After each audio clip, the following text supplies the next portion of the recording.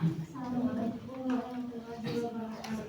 Waalaikumsalam warahmatullahi wabarakatuh. Alhamdulillahirabbil alamin. Wabillahi nasta'inu ala umuri dunya waddin wa ala alihi washabihi ajmain amma ba'du. Puji serta syukur hanya milik Allah. Salawat serta salam marilah kita curahkan kepada junjungan kita, yakni Habibana wa Nabiyana wa karimina wa maulana hajin Nabi Muhammad Sallallahu alaihi wasallam. Tidak lupa kepada para sahabatnya, kepada para tabi'in-tabi'atnya, dan kepada kita selaku umatnya di dunia akhirat. Perkenalan dulu ya. Nama saya Dewi Sukmawati dari kampus UIN Sunan Gunung Jati Bogor. Udah ada yang tahu kampus ini? Kampus 2. Ada di kampus 2 di daerah Soekarno-Hatta terus ke sana. Udah tahu kan ya? Teh dari Fakultas Usuluddin jurusan Ilmu Al-Quran dan Tafsir. Nah di sini Teteh mau ngejelasin tentang hukum kabar berdiri dan memelihara anak yatim dari tafsir Kemenag Al-Quran dan Tafsir. Kalian udah pernah dengar gitu tafsir Kemenag? Belum. Tafsir Kemenag itu tafsir Kementerian Agama Republik Indonesia. Tafsir kan banyaknya tafsir itu ada tafsir Al-Misbah, Amanah, kayak gitu. Tapi data di sini ngambilnya tafsir Kemenag, Kementerian Agama. Nah di sini di tafsir ini data itu ngejelasin tentang hukum hamil, berjudi dan memelihara anak yatim. Dan yang semuanya.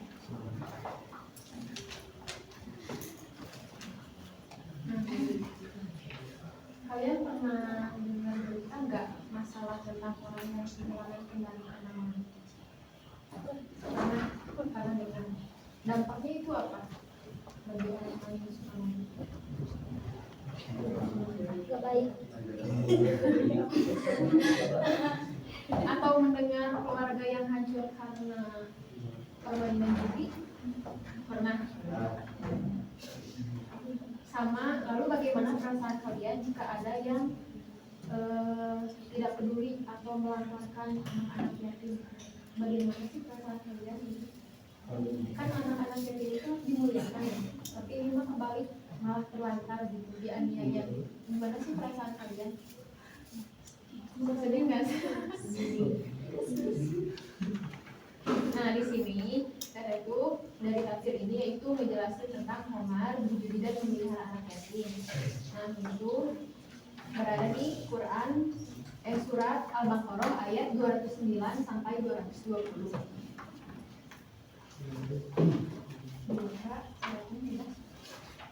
Surat Al-Baqarah ayat 219 sampai 220.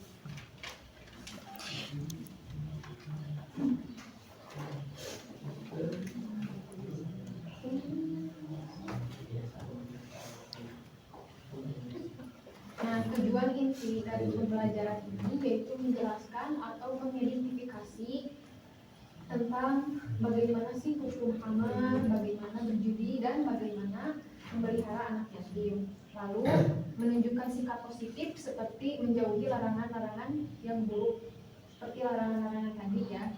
Lalu berdiskusi dengan temannya, dan yang terakhir kesimpulan mengenai pembelajaran tersebut. Sudah dibuka surat Al-Baqarahnya. Kita baca bersama-sama ya. Kita haji bersama-sama. A'udzu billahi minasy syaithanir rajim. Bismillahirrahmanirrahim.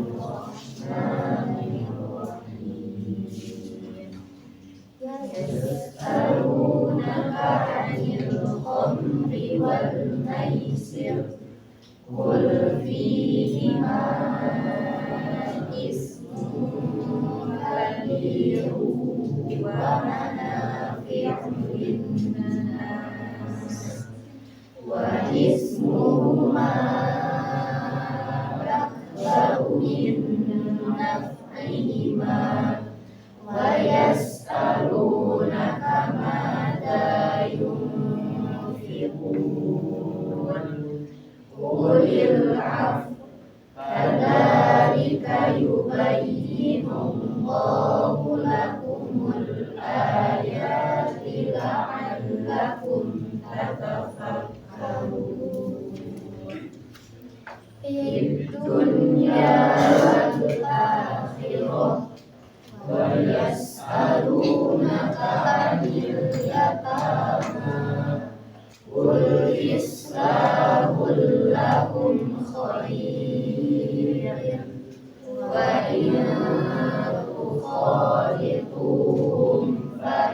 ikhwanukum wallahu ya'lamul mufsida minal muslih walau sya'allahu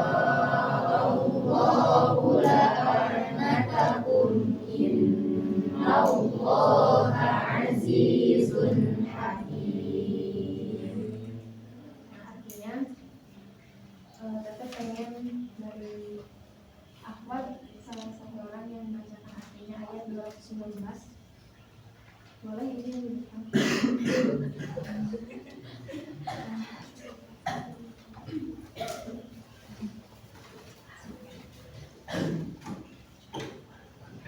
Mereka menanyakan kepada Muhammad tentang Homer dan Hudi. Katakanlah, pada keduanya terdapat dosa besar dan beberapa manfaat bagi manusia, tetapi dosanya lebih besar daripada manfaatnya. Dan mereka menanyakan kepadamu tentang apa yang harus mereka infakkan. Katakanlah, kelebihan dari apa yang diperlukan. Demikianlah Allah menerangkan ayat-ayatnya kepadamu agar kamu memikirkan. lanjut ayat 220.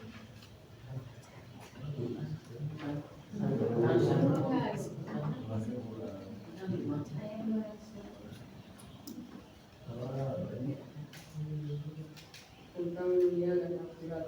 Mereka bertanya kepadamu Nabi Muhammad tentang anak-anak yatim. Katakanlah, memperbaiki keadaan mereka adalah baik. Jika kamu mempergauli mereka, mereka adalah saudara-saudaramu. Allah mengetahui orang yang berbuat kerusakan dan yang berbuat kebaikan. Dan lain yang Allah menghendaki, niscaya Dia akan mendatangkan kesulitan kepadamu. Sesungguhnya Allah Maha Perkasa lagi Maha Bijaksana.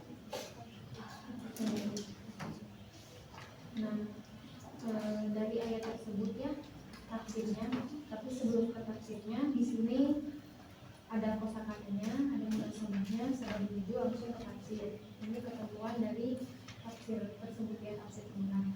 Nah, kosakatanya dari Al-Baqarah ayat 219 di sini kata al-khamar, al-khamru atau al-khamar berarti apa itu al-khamar?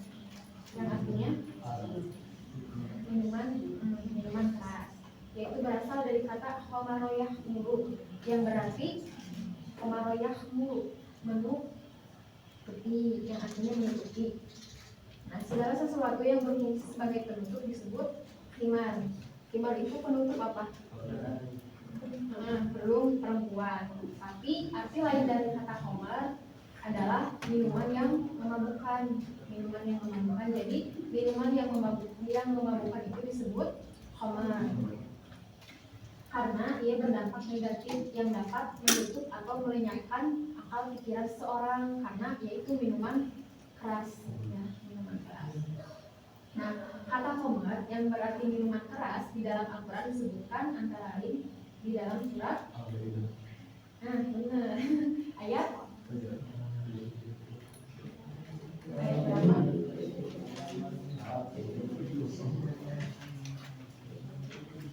Benar apa itu? Ini sampai? Ya benar. Nah, itu antara lain dalam surat Al-Maidah ayat 90 sampai 91. Nah, munasabahnya ya, munasabah dari surat tersebut, dari ayat tersebut. Nah, dalam ayat-ayat ini lalu kaum muslimin mengemukakan pertanyaan-pertanyaan kepada Nabi Muhammad SAW tentang berperang pada bulan haram. Maka pada ayat ini mereka menanyakan pula tentang hukum minum khamar dan berjudi, tentang pengurusan anak-anak yatim. Nah, lalu sabab nuzul dari ayat tersebut, nah dalam sebuah hadis diriwayatkan oleh Imam Ahmad dari Abu Hurairah diterangkan sebab turunnya ayat ini sebagai berikut, yaitu ketika Rasulullah SAW berada di Madinah, dilihatnya para sahabat ada yang minum khamar dan berjudi. Nah, hal ini tuh sudah menjadi kebiasaan mereka sejak pada zaman jahiliyah, sejak nenek moyang. Jadi emang sudah adatnya gitu, adatnya mereka minum khamar itu emang sudah pada zaman nenek moyang itu sudah dilakukan gitu. Nah, para sahabat bertanya kepada Rasulullah mengenai hukumnya. Maka turunlah ayat ini. Mereka memahami dari ayat-ayat ini bahwa meminum khamar dan berjudi itu tidak diharamkan oleh agama Islam. Jadi para sahabat tersebut memahami ayat ini tuh bukan haram, tapi tidak dibolehkan dalam agama Islam, dilarang gitu. Nah, melainkan hanya dikatakan bahwa bahayanya itu lebih besar. Lalu mereka masih terus saja meminum. Nah, ketika suatu waktu sholat maghrib, Juhdi itu seorang muhajirin ya, seorang muhajirin menjadi imam. Nah, di dalam sholat itu bacaannya tuh tidak benar, tidak fasih bacaannya itu ya. Karena apa? Karena yaitu meminum khamar yang dapat memabukkan gitu kan. Jadi akal pikirannya tuh dikendalikan bukan oleh dirinya, tapi oleh alkohol tersebut. Nah, gitu. Jadi memabukkan. Maka turunlah firman Allah yang berbunyi surat An-Nisa ayat 43. Coba buka surat An-Nisa ayat 43.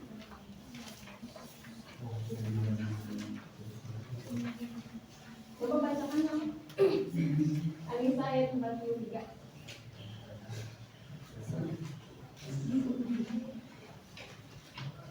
Yang tadi katanya ya sama artinya sekalian.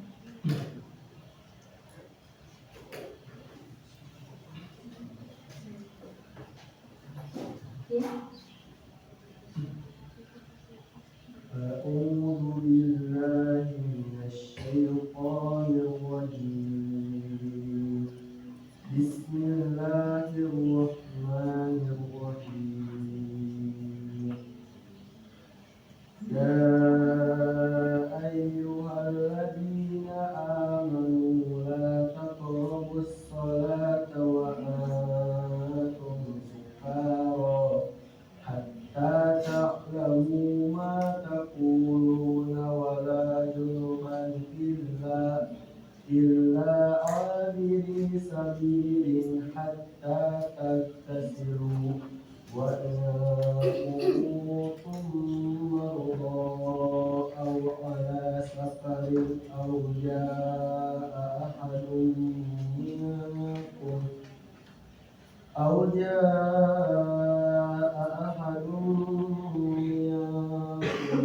من الغائط أو لامستم النساء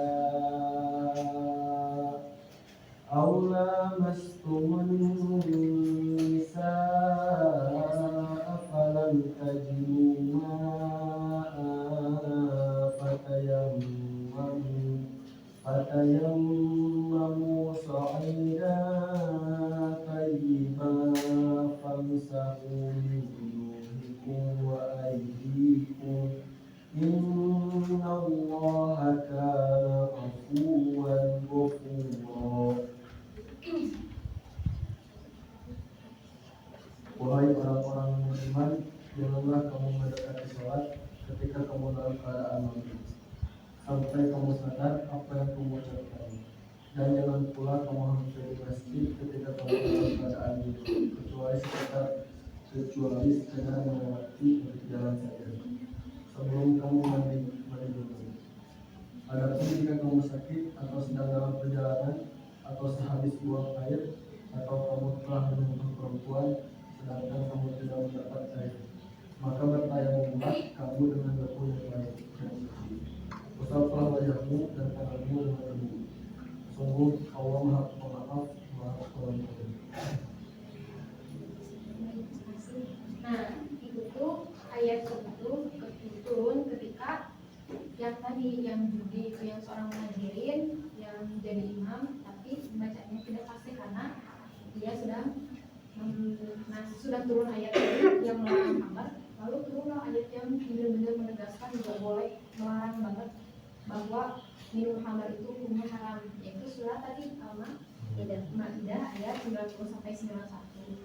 Pengen dibacain artinya saja.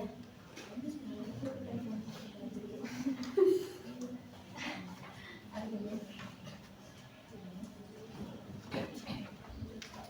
Wahai orang-orang yang beriman, sesungguhnya minuman keras, berjudi, berkurban untuk berhala, dan mengundi nasib dengan anak panah adalah perbuatan keji. dan termasuk perbuatan. Maka jauhilah perbuatan itu agar kamu beruntung. Dengan minuman keras dan judi itu, setan hanyalah bermaksud menimbulkan permusuhan dan kebencian di antara kamu, dan menghalang-halangi kamu dari mengingat Allah dan melaksanakan sholat. Maka tidakkah kamu mau berhenti? Nah, sesudah turun ayat-ayat ini yang lebih jelas, maka mereka berkata, para pemabuk itu, ya Tuhan kami pasti berhenti gitu minuman keras ini. Sudah turun surat Al-Maidah. Nah, lalu tafsirnya, kan langsung ke tafsirnya ayat 219 ini, yaitu ayat ini menjawab pertanyaan para sahabat yang diajukan kepada Rasulullah SAW. Jawaban-jawaban itu bukan saja tentang hukum minuman khamr atau berjudi, tapi melainkan pertanyaan-pertanyaan tentang apa yang akan dilakukan, yaitu memelihara atau menyantuni anak yatim.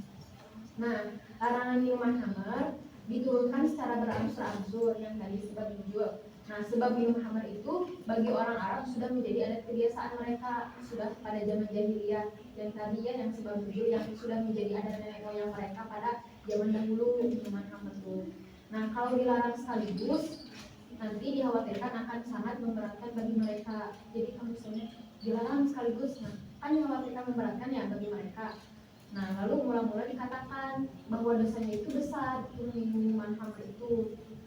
Lalu kemudian dikatakan orang yang mabuk tidak boleh mengerjakan sholat, dan terakhir dikatakan bahwa minuman khamr itu adalah minuman khamr itu adalah keji dan termasuk perbuatan setan.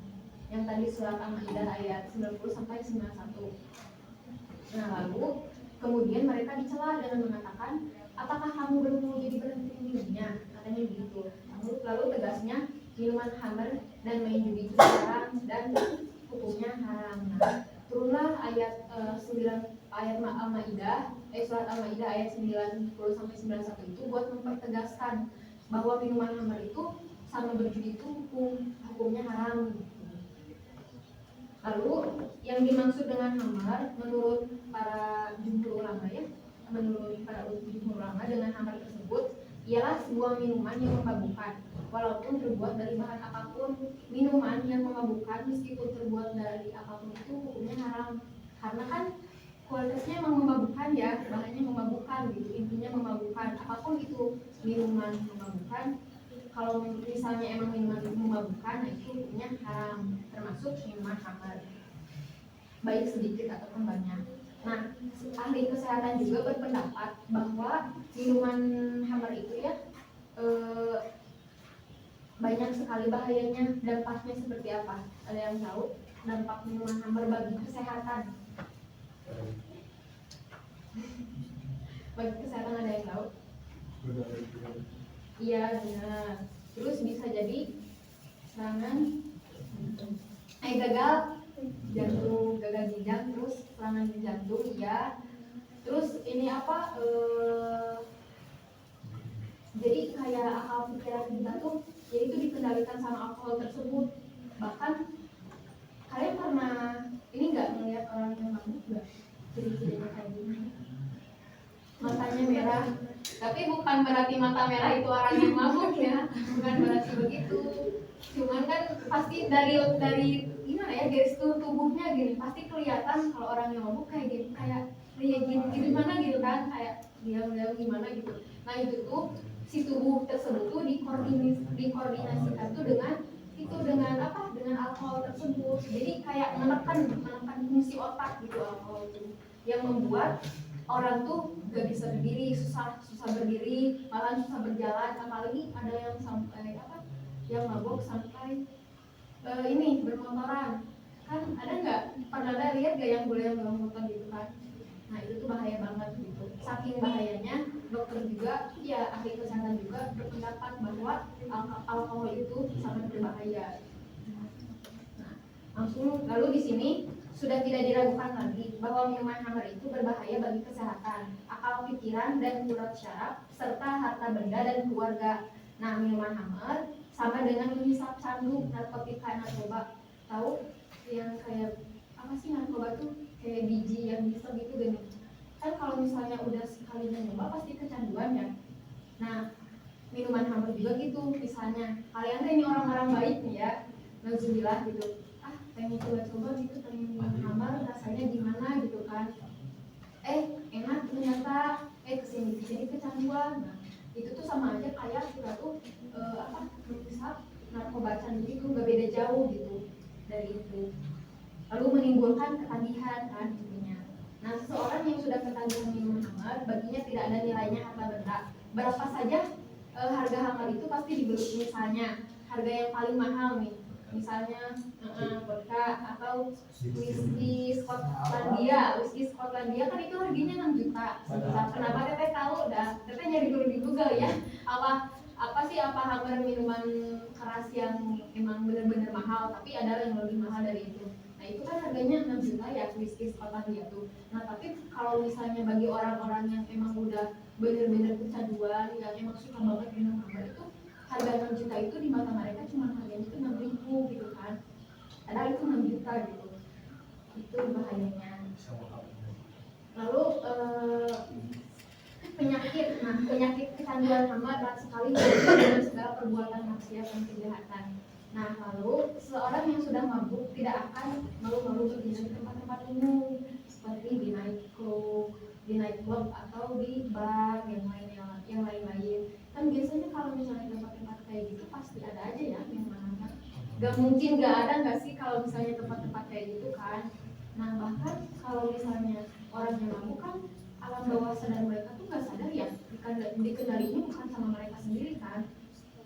Jadi bisa aja nauzubillah ya, melakukan hal-hal yang terlarang, yang zina gitu ataupun gimana. Nah itu kan efek dari yaitu minum khamr gitu. Kalau misalnya emang udah bener-bener gak terkontrol, pasti melakukan apapun yang terlarang dilakuin sama dia. Jadi meminum khamr itu bukan hanya saja menghamburkan harta, berpoya-poya atau menurunkan hawa nafsu, tetapi segala macam penyakit seperti kelamin merebak, lahirlah anak-anak yang tanpa bapak. Mengerti ya? Lahirlah anak-anak yang tanpa bapak, terus membunuh bayi yang tidak berdosa. Kan banyaknya berita sekarang kayak kok bayi dibuang gitu kan. Ya Allah itu kalau bagi orang-orang yang ibu yang memang susah banget di keturunan pasti sedih banget gitu kan. Ya Allah, orang lain kok pengen gitu ya punya anak, kok ini dibuang gitu kan. Karena gara-gara apa ya, gara-gara penyebab mereka sendiri gitu. Nah pekerjaan ini seperti ini merupakan perbuatan yang terkutuk, yang tidak berperi kemanusiaan, perbuatan keji yang lebih keji dari perbuatan hewan. Nah itu tentang minuman khamr ya. Lalu setelah minuman khamr ada berjudi. Nah sebagaimana halnya minuman khamr, Allah juga melarang main judi. Nah al-maisir yang disebut dengan al-maisir, kata al-maisir itu berarti judi, yang berasal dari kata yusra, yang berasal dari yasara yaisu, yang berarti apa? Yasara yaisu. Nah mudah, bisa, terus sedikit juga bisa, sedikit, mudah. Karena maisir merupakan upaya dan cara untuk mendapatkan rezeki dengan mudah, tetapi caranya nah kata al-maisir juga disebutkan dalam surat Al-Baqarah ayat tadi 219 sama surat Al-Maidah ayat. Nah di sini bahayanya itu kalau berjudi itu lebih besar dari manfaatnya. Jadi semua permainan yang menggunakan pertaruhan yang kalah harus membayar, kayak main slot, terus kartu, iya yang kayak gitu. Jadi kayak masang nih, saya masang segini, tapi kalau misalnya kalah dia kan nggak dapat apa-apa ya, berarti rugi dia. Tapi kalau yang menang kan dapat semua dari pemain tersebut kan. Nah, kayak gitu. Menguntungkan sama merugikan. Menguntungkannya yaitu bagi pemenang, kalau merugikannya bagi yang kalah, seperti itu. Tapi ini juga nggak termasuk uang saja nggak sih, barang-barang juga bisa, barang-barang atau yang lain gitu kan. Nah bahaya main judi ini tidak kurang dari bahaya minum khamr. Main judi cepat sekali menimbulkan permusuhan dan kemarahan, dan tidak jarang menimbulkan pembunuhan. Bahaya itu sudah terbukti sejak dahulu sampai sekarang. Nah, bila mana di suatu tempat yang terjadi perjudian ya, maka di tempat itu selalu terjadi perselisihan. Kayak judi itu pasti kalau misalnya kita tuh kalah misalnya ya, ada orang yang main judi, dia itu karena emang kredit utang ataupun bagaimana gitu ya, dia itu terpaksa misalnya main judi ini atau enggak main slot gitu kan, masa bersama main slot. Sebenarnya nggak beda jauh dari minuman khamar sih. Judi-judi juga kalau misalnya kita coba nih ya, mencoba, tapi kan kalau misalnya lama-kelamaan pasti kalau misalnya kita menang nih, kita dari 100.000 misalnya dapat 2 juta nih ya, enak banget, untung banget gitu kan, pasti ketagihan gak sih? Besoknya kita mau main lagi misalnya gitu kan, mau masang uang lagi misalnya. Nah di suatu saat kan dia tuh kalah, misalnya kalah, gak nerima tuh dia tuh kekalahan perjudian tersebut. Apa yang dapat menimbulkan apa? Dampaknya apa saja? Permusuhan, perselisihan, malahan kayak agresif banget gak sih? Kayak gampang marah gitu kan. Apalagi kalau misalnya sampai merencanakan sesuatu buat mencelakai orang yang menang misalnya gitu kan, karena emang dia gak nerima kalah gitu kan, menang terus di satu titik dia kalah gitu kan. Nah itu apalagi sampai pembunuhan sih, itu dampak judi ya. Nah judi ini adalah perbuatan bahaya. Tempat berjudi, seorang yang baik dapat menjadi jahat, malas beribadah, terus malas mencari pekerjaan yang halal. Emang begitu kayaknya ya. Kalau yang berjudi, kalau semisal udah kecanduan, ketagihan, pasti misalnya dinasehatin ya sama seorang, kamu judi itu gini. Tapi kalau misalnya dia makan sama dia, pasti dia tuh kayak, apaan sih lo misalnya gini, ya dia gua lo misalnya gitu kan. Kadang ada juga yang kayak gitu. Lalu biasanya kalau yang judi gitu teh suka jauh gak sih dari Allah, jarang sholat, jarang ibadah, makanya dia tuh hidup itu gelisah terus ya, kayak tadi itu cuma hambar, hidup itu gelisah terus, kayak bahagia masih bahagia gitu ya, mungkin bahagia sesaat gitu juga.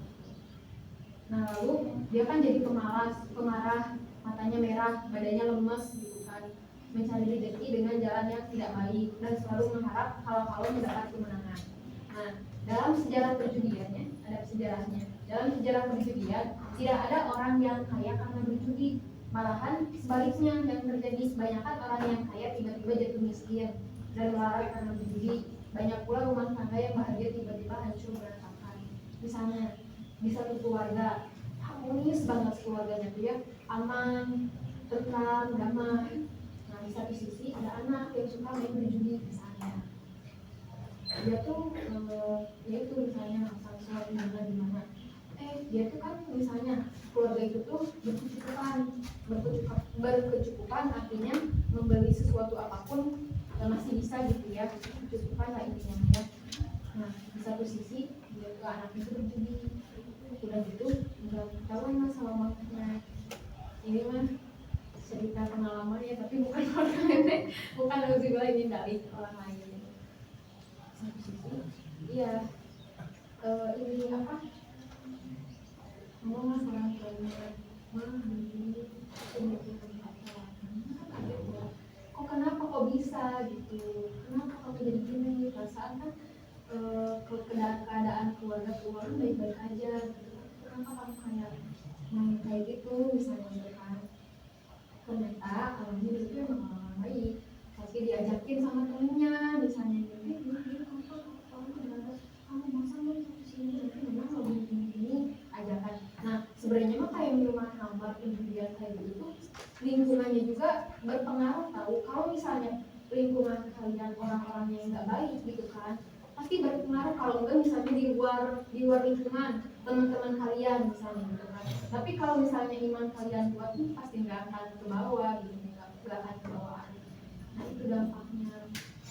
Jadi yang tadinya keluarganya berada gitu atau berkecukupan sekarang malah jatuh, itu akibat yaitu tidak perjudian. Nah adapun manfaat minum khamar sedikit sekali, boleh dikatakan tidak ada artinya dibandingkan dengan bahayanya. Misalnya miraya khamar, minuman khamar mungkin dapat menjadi obat, dapat dijadikan, ada yang pernah dengar nggak Hammer tuh sebenarnya bisa dijadikan obat loh, gini buat apa?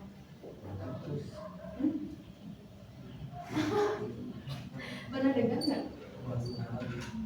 Obat. Terus kenapa sih kayak orang-orang luar gini, kayak pasti minumannya tuh Hammer, kayak orang-orang Korea gimana gitu, pasti setuju kan itu minuman Hammer ya, memadukan. Kenapa? Karena iya bisa juga karena di luar di luar negeri itu ya, orang-orang luar itu ini musimnya itu emang benar-benar dingin, gak kayak Indonesia. Jadi ada yang mengartikan bahwa minuman Hammer itu bisa jadi menghangatkan badan, banyak itu buat menghangatkan badan. Ada juga yang bertanya, gimana kalau misalnya naik gunung nih ya, di gunung terus gak ada yang buat menghangatkan badan gitu kan, adanya minuman Hammer gitu kan di gunung tuh dingin ya. Ya kalau bisa mungkin kalau misalnya bukan, terus intinya gini kenapa dia bawa minuman Hammer ke gunung, intinya gitu, berarti emang udah ada niat ini kan, udah ada niat minum ataupun apa gitu kan. Bisa jadi kalau misalnya kedinginan ataupun apa, enggak harus minum Hammer gitu. Ada juga yang gitu bisa loh dijadiin obat ataupun apa gitu.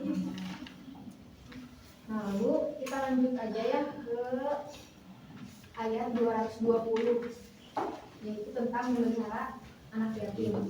Nah, dari ayat 220 ini, kemudian dalam ayat ini Allah Subhanahu wa taala sekaligus menjawab pertanyaan tentang masalah anak-anak yatim.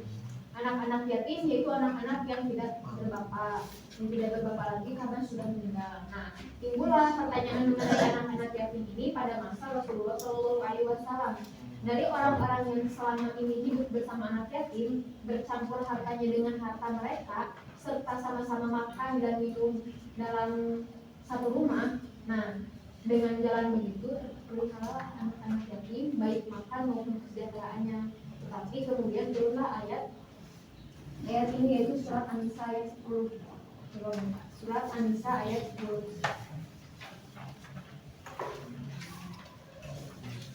Udah?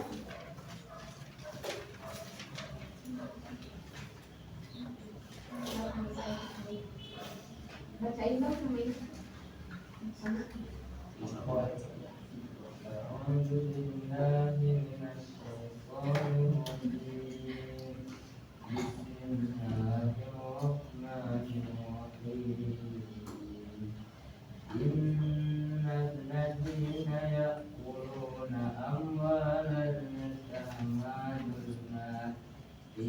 إنما يأكلون في بطونهم نارا فسيصلون سعيرا.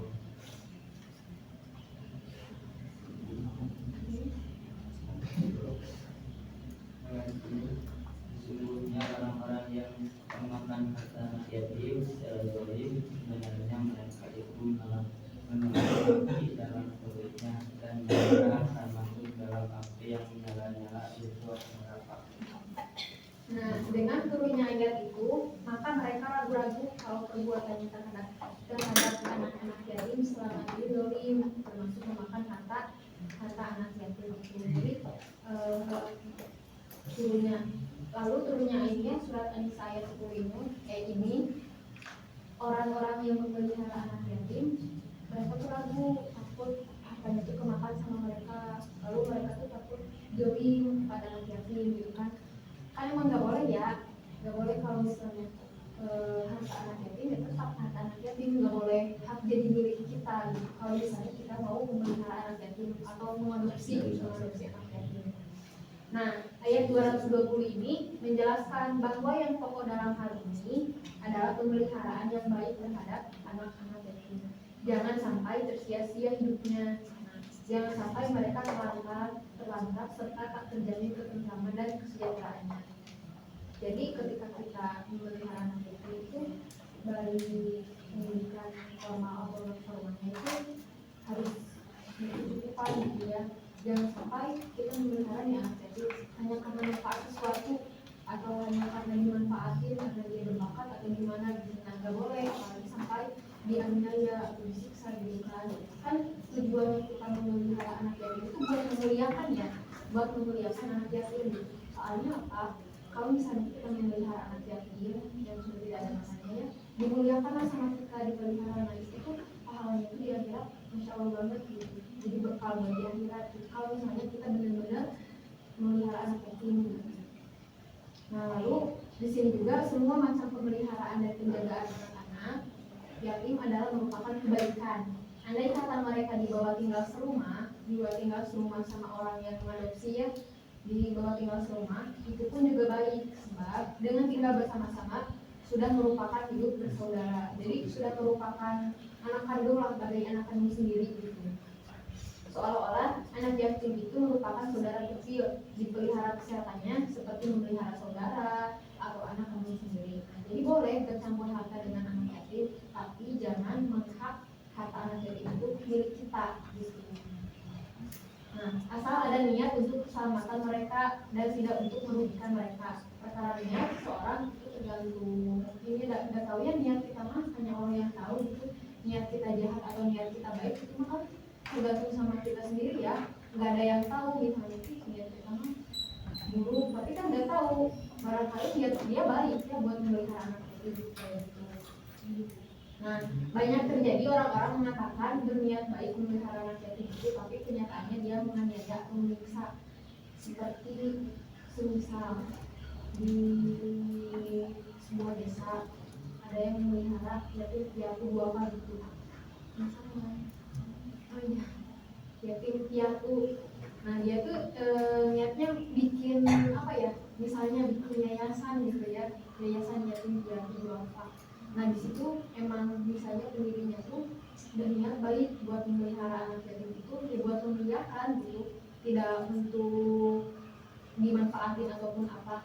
Tapi di sisi lain ternyata niatnya itu hanya untuk kayak memanfaatin semata gitu gini. Kayak apa ya? Dia itu berbakat, dia itu gini. Misalnya dimanfaatin, nah bisa nanti dari hasil misalnya dari hasil uangnya gini jadi hak milik dia. Nah itu tuh nggak boleh, karena apa? Ya tetap tadi kembali lagi, harta anak yatim itu tetap milik anak yatim, nggak boleh dihak sama kita kayak gitu. Bahkan sampai ada yang disiksa karena nggak nurut misalnya, nggak nurut disiksa atau nggak dianiaya gitu. Nah itu udah zolimnya, emang benar-benar zolim gitu. Makanya turunlah surat An-Nisa ayat 10 ini. Nah lalu dalam memelihara anak yatim tergantung kepada kemampuan yang memelihara. Namun yang pokok adalah terjaminnya keselamatan anak-anak yatim tersebut dan jangan sampai mereka itu tersia-sia, atau jangan sampai mengenai keperluan makan minumnya itu ditelantarkan, pakaiannya, pendidikannya, tempat tinggalnya, kayak gitu. Serta pendidikan dan kesehatannya. Lebih-lebih mengenai harga bendanya kalau ada. Nah itu harus dipelihara sebaik mungkin. Apabila anak-anak yatim itu sampai tersia-sia, niscaya Allah bakalan murka terhadap orang tersebut. Kalau sampai anak yatim tersebut itu ditelantarkan gitu kan, menjadi urus gitu. Ngapain kamu ngurus kalau cuma untuk dianiaya atau disiksa sama gitu? Ya udah mending dikembaliin aja sama yang pengasuhnya gitu kan. Nah, lalu di sini ada kesimpulan. Nah sebelum kesimpulan, kita pengen tanya,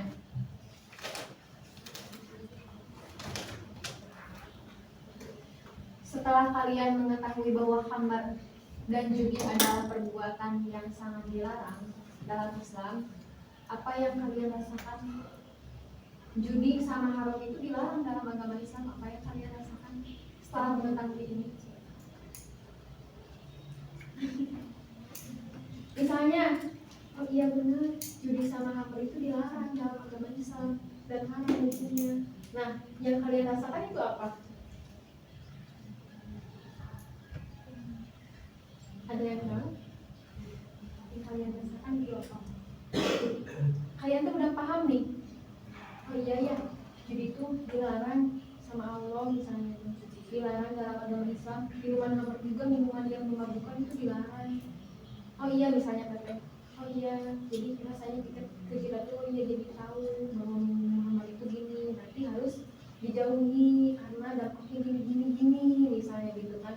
Jadi juga sama, karena nanti dampaknya gini Lalu bagaimana perasaan kalian tentang memelihara dan menyayangi anak yatim?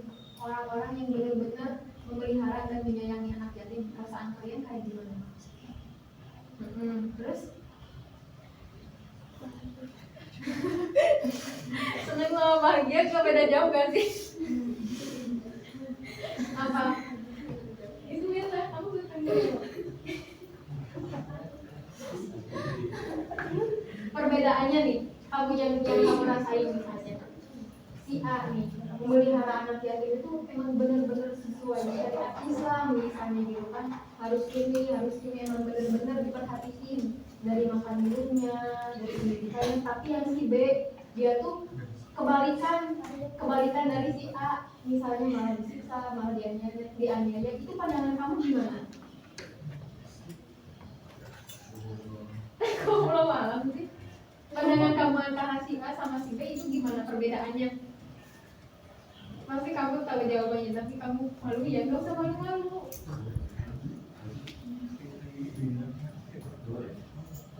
Namanya siapa? Ilham. Kamu? Iksan. Iya, Iksan sama Ilham. Ilham dan Iksan. Ayo.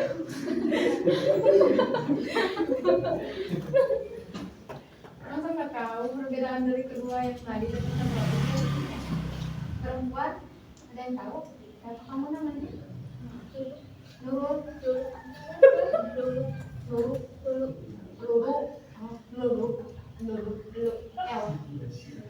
Dulu apa sih? Perbedaan dari kedua tersebut apa loh? Yang satu dia memelihara anak yatim, mengadopsi lah ini namanya, mengadopsi. Orang tua tersebut ada yang mengadopsi anak yatim misalnya.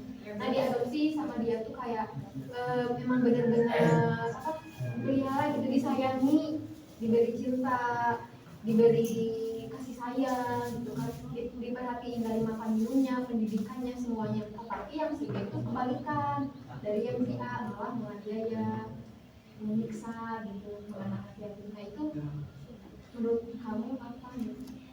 Menurut kalian, pandangan kalian dari perbedaan tersebut?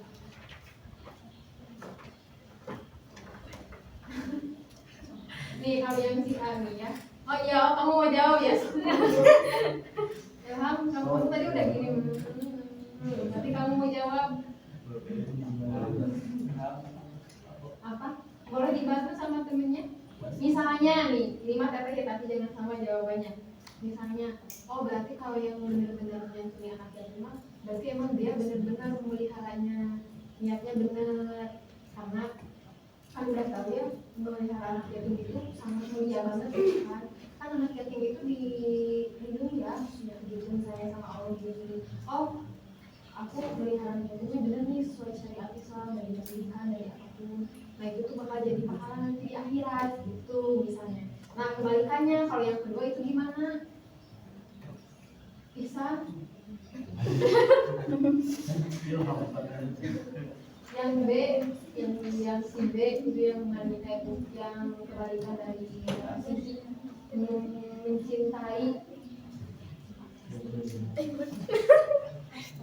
Apa? Mau jawab enggak? Kamu mau jawab ya siapa? Kamu namanya? Papihah. Oke, Papihah. Apa? Mau jawab? Irinya gini weh.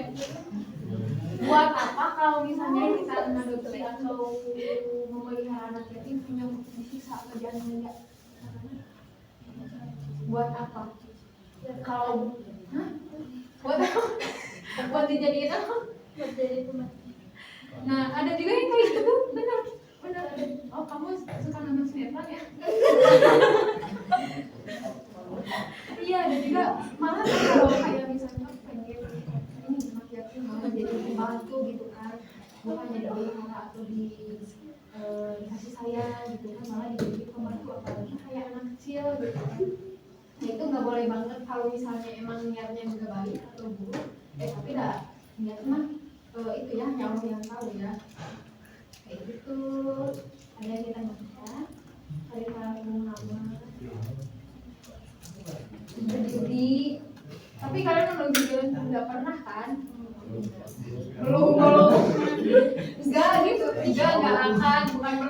belum nanti mau ngerti kan? Ngerti kan kalian? Coba sih tanya. Kenapa minuman hambar itu dilarang? Yang perempuan. Kenapa minuman hambar itu dilarang? Terus contohnya apa? Yang tadi ya loh, yang jelasin yang sebab nujul, yang judi itu. Hal yang negatif. Terus dari minumannya aja, minuman hambar itu apa? Alkohol. Iya apa? Tadi aku yang dalam. Minuman keras. Iya emang minuman keras. Minuman yang memabukkan. Dampaknya apa? Tadi contohnya seperti judi. Kebaik buat organ tubuh. Lalu otaknya dikendalinya sama Alkohol. alkohol tersebut, tekan sama alkohol tersebut yang buat akal pikiran atau alam bawah sadar kita tuh dikendalikan sama yaitu. Nah, teteh pengen nanya yang judi, perbedaan utama antara judi sama alkohol apa? Minuman keras baru, minuman keras harus judi itu apa? Perbedaan utamanya. Minuman judi main ini, kalau minuman namanya ini.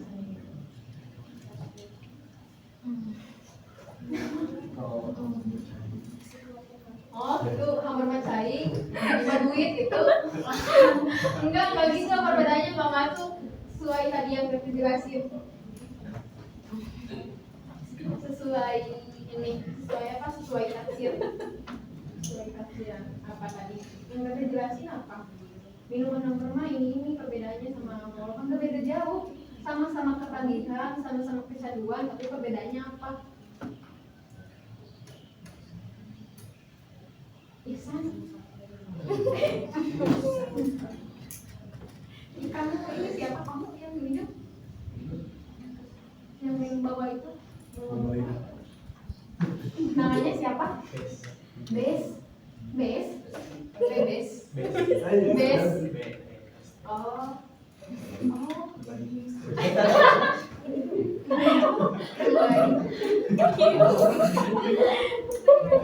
Emang namanya Bes doang? Bes Syamsyah. Apa tahu nggak perbedaannya? Ini tuh ada di bukunya.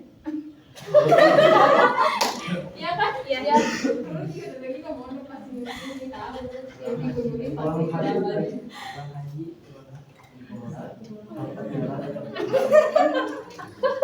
Kalau perempuan apa? Berhubungan sama ada barang. Tapi bagus. Tapi jangan diulangi lagi ya. Tadi ya Mas ya. Kan udah tahu. Ayo cepet ini, tahu nggak perbedaannya? Bes. Bes nggak mau Mbak, jangan takut. Oh pikir dulu. Kamu siapa ini? Ikhlas. Ikhlas. Nggak tahu ikhlasnya. Apa kamu mikir? Kamu siapa? Fahri. Fahri. F ya. Tahu nggak apa perbedaannya? Dia mau perbedaannya ini banget. Iya, so kamu mau ngacu kan? Sekali apa? Minum pengalaman terkait sama kesehatan. Kalau di rumah terkait sama kita. Keren, tuh gitu kayaknya bisa. Jangan bikin aku. Yang perempuan ada lagi nggak perbedaannya? Ada yang tahu perbedaannya selain dari yang kamu sebutin?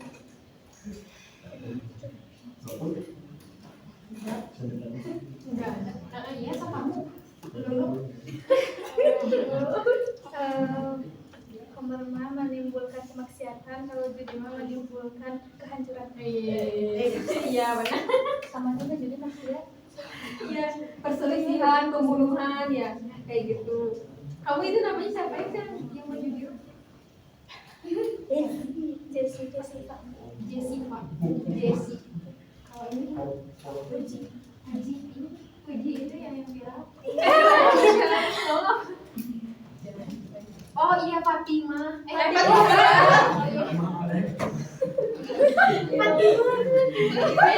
Siapa? Selwa. Gak ada lagi laki-laki yang menjawab, gak ada. Bisa gak ada? Oh iya itu siapa? Fahri ya. Oh iya. Kamu siapa? Dapur.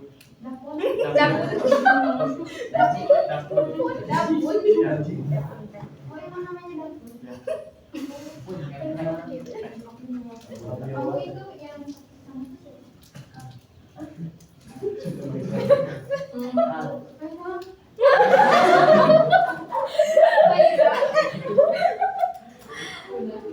Gak ada yang ditanyain nih, gak ada kan?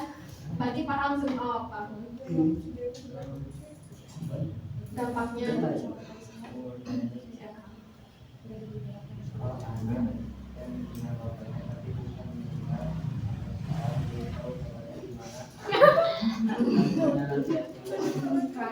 Kalau misalnya itu mah bukan disebut anak yatim.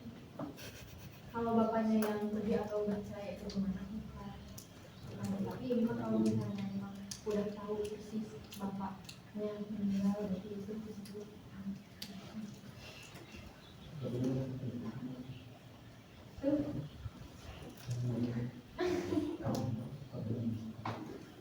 Tapi susah juga ya kita tahu meninggalnya atau enggaknya. Kalau misalnya kamu udah pergi, apalagi perginya kayak misalnya di perantauan pergi kemana tapi nggak pulang gitu ya. Emang ada gitu? Ada. Ya Allah. Semoga kita Statusnya disebut apa deh?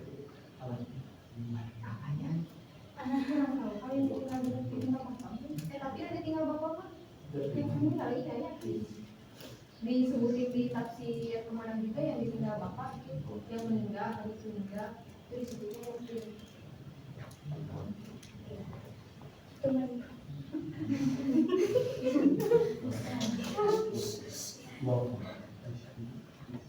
Yatim duafa apa dong?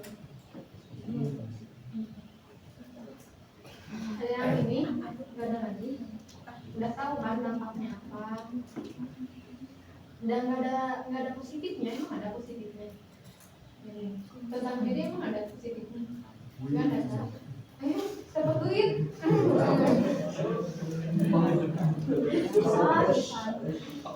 Udah ya.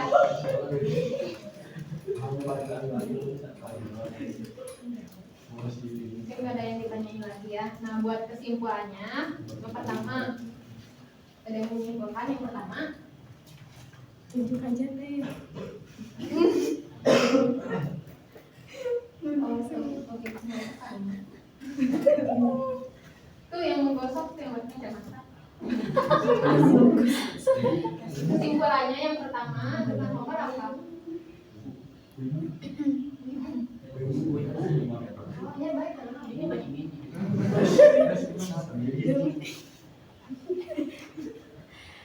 ayo apa? Allah melarang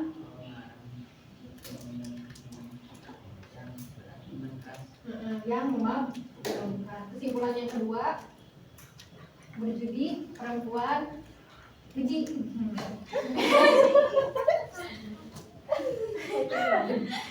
Gimana Puji yang kedua yang tentang berjudi?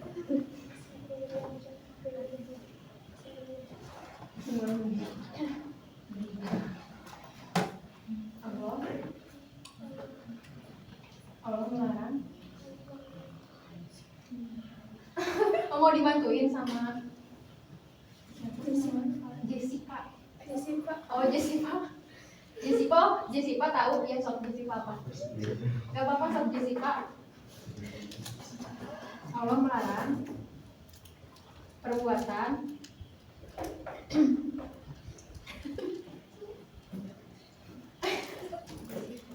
Fatimah aja Fatimah. Fatimah wae, maaf ya Fatimah. Ya udah sama teteh sungguhin ya semuanya. Yang pertama, Allah melarang minuman khamr dan main judi karena sangat besar bahayanya. Yang kedua, menafkahkan atau bersedekah yaitu memberikan sebagian dari harta yang sudah berlebih dan keperluan pokok sehari-hari sangat dianjurkan. Yang ketiga, berbuat baik kepada anak yatim adalah suatu kebaikan, yaitu memelihara mereka bersama-sama tinggal serumah lebih baik dan lebih terjamin pemeliharaannya. Sebab dengan demikian anak yatim sudah merupakan anggota keluarga kalau sudah dipelihara. Mungkin yang bisa saya sampaikan tentang hukum khamr, judi dan memelihara anak yatim. Udah paham ya? Bismillah. Paham ya semuanya ya? Yang kita sampaikan. Kalau udah paham harus apa teh? Diamalkan ya teh? Iya. Kalau sudah paham berarti harus diamalkan, dijauhi tentang iya dijauhi, masa mau dijauhi. Iya maksudnya tuh dijauhi gitu, diamalkannya tuh dijauhi gitu, dijauhi perbuatan sekarang nanti. Kalau melihara bukan dijauhi, beda lagi gitu, tapi dipelihara dan dikasih sayang gitu. Tapi kalau untuk minuman khamr dan judi itu di